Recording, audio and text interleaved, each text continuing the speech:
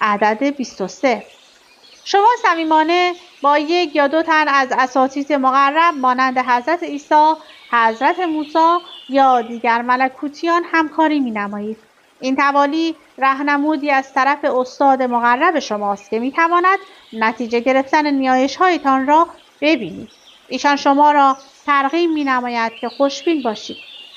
مطمئناً بهترین نتایج ممکن را جذب می‌کنید. عدد 24. همکنون فرشتگان بیشتری شما را احاطه نمودند و یاریتان می‌کنند تا بدون توجه به آنچه در اطراف شما می‌گذرد خوشبین باشید. فرشتگان از نیروی معجزه‌گر ایمان و یقین آگاهند. ایشان برای اینکه مسیری روشن و شفاف در جهت تحقق آرزوهایتان نشان دهد شما را از هر گونه فکر و احساس منفی رها می‌سازند. عدد 25. در حالی که از میان مهمترین تغییرات زندگی خود گذر می‌کنید، در انتظار بهترین ها باشید و خوشبینی شما پاداش داده خواهد شد. عدد 26. تصورات مثبت به شما کمک می‌کند تا شرایط به سرعت بهبود یابد. فرشتگان شما را ترغیب می‌نمایند تا فقط درباره آرزوهایتان تفکر کنید و صحبت نمایید و ترس و نگرانی‌هایتان را بروز ندهید، چرا که فقط خیالاتی باطل هستند. عدد 27. تبریک و شاد باش.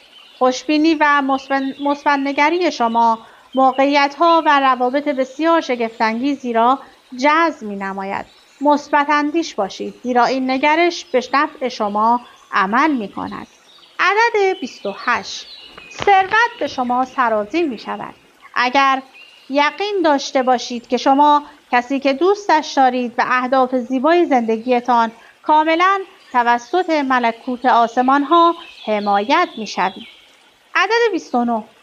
به رسالت زندگیتان مثبت بنگرید و کاملاً بر خدمت نمودن و به کارگیری استعدادهای طبیعی، احساس و علاقه خود تمرکز کنید. دروازه‌ها در حال گشوده شدن به سوی شما هستند. فقط کافی است در این راه ایمان قوی دارید. عدد 30. شما کاملا تحت حمایت پروردگار و فرشتگان هستید. مطمئن و بی‌پروا در مسیر دستیابی به آرزوهایتان گام بردارید. عدد 31.